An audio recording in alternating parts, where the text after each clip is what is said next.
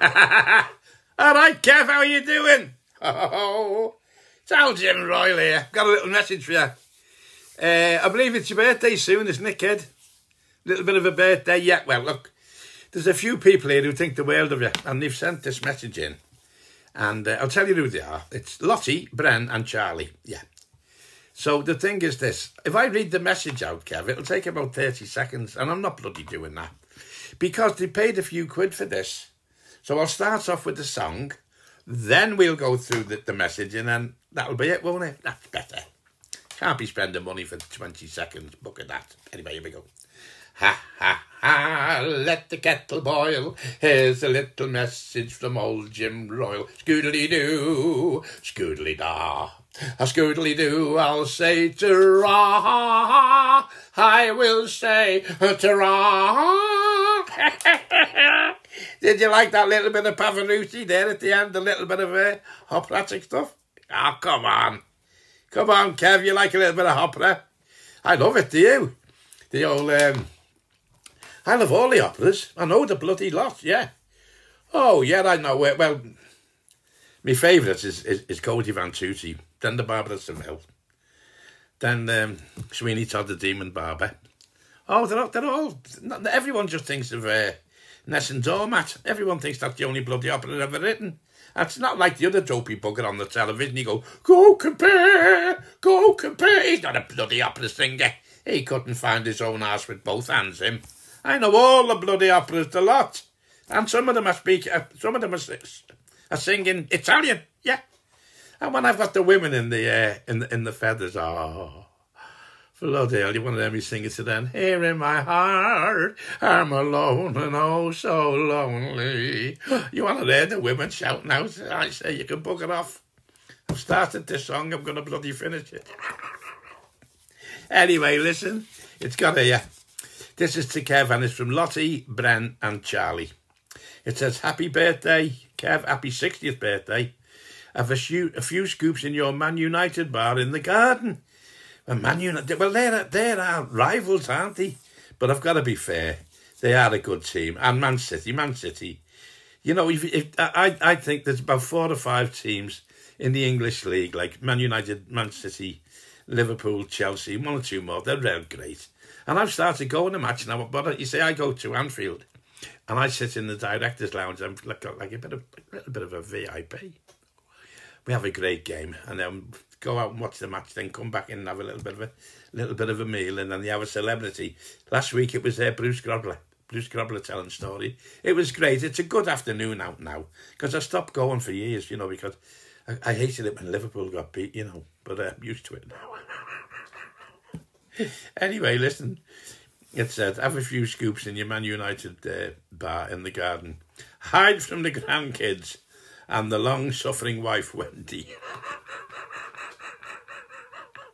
Ah, come on now, Kev. She can't be that bloody long-suffering.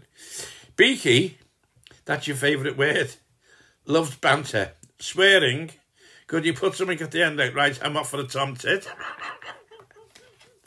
We don't say that now. We say, oh, I think the turtle's head's approaching. The turtle's head is approaching. But you know, I've done that scene in the Royal Family where I say, you know, I paid £1 for these underpants. I've got 50 pence worth stuck up my arse. Well, no, now, in genuine, listen, my missus has bought me a pair of underpants made out of bloody bamboo. Honest to God, I couldn't believe it.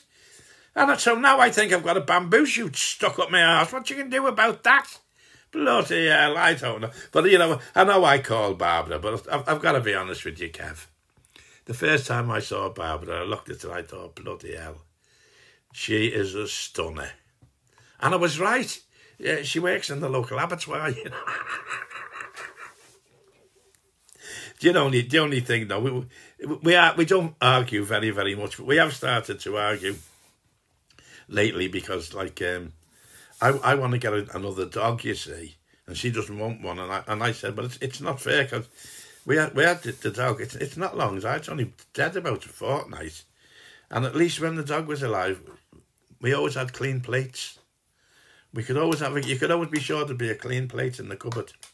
You know what I mean? You'd finish your meal, put it on the floor, the dog would come along.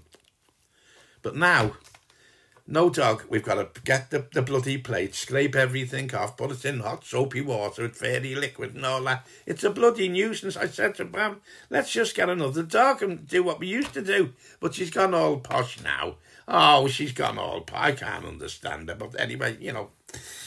But it says here, you hide from the grandkids. I love me grandkids. I've been writing them a story. You'll see in publicity late in the not too distant future, probably before Christmas, I've written my first children's book, you know. And if it's anything like my autobiography, and I don't know whether you read my autobiography, which is just called Ricky, by the way, it outsold every bookers. It outsold everyone's. It sold 250,000 in its first print, went to #1 for 5 weeks, and nominated for Book of the Year. That's not bad for an old scouser, is it? That's not bad for an old scout. I know I'm a sex symbol. Oh, are you? But listen to this. You know, when I go out, I have to wear one of them masks, you know. And people say to me, you don't need one of them now. COVID's gone. I said, don't wear it for COVID. If I don't wear it, people think I'm George Clooney. I'm sick and tired of people stopping me in the street and saying, you're all right, George. Give us your autograph. You get sick of it, Kev. You know what I mean? I just want a quiet life. I'm just... all right, I'm a good-looking film star of the highest quality, but I don't want people stopping me every 10 minutes and saying, oh, hey, George, give us your autograph. It doesn't seem... Chandler, I'm going to read that one more time. Because this is to Kev, and it's from Lottie Bren. I don't know whether that's from Brenda or Brennan, the man's name or the girl's name. And Charlie. No, even Charlie could be a name. Charlie can be a girl's name now, can't he? Happy 60th birthday, Kev, lad. Have a few scoops in your Man United bar in the garden. Good luck to you. Get out there and have a little go. Mind you, you're in the shadows a little bit there, really, with Man City. Oh, I mean, they are a good side. Not De Bruyne. He's a bit special.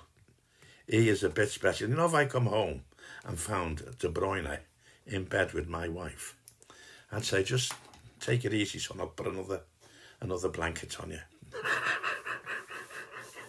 He's some player, that bloody De Bruyne, yeah.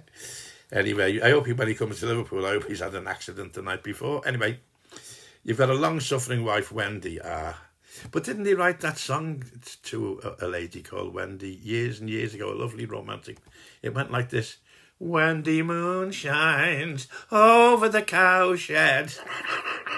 It's called the Wendy song. Why don't you sing it to her, Kevin? Make it, you know, all jolly and happy for a change.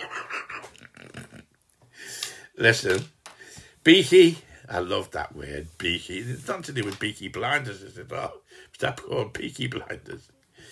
You love banter, swearing. Could you put something at the end of this? Like, right, I'm off for the tom tits. I could say that. My arse. It'll be a bloody pleasure. But anyway, listen. You have a lovely 60th birthday, so I'm going to finish off with that now. And because you sound as though you're ex-military to me, so here we go. Happy birthday to you. Happy birthday to you. Happy birthday, dear Kevin. Happy birthday to you. I salute you. Bloody hell, what's in them bloody hats? Bloody hell. All the best, kid. And to you, Lottie, Bren and Charlie. Thanks for sending the tin. It's been a privilege and a pleasure. Bye-bye.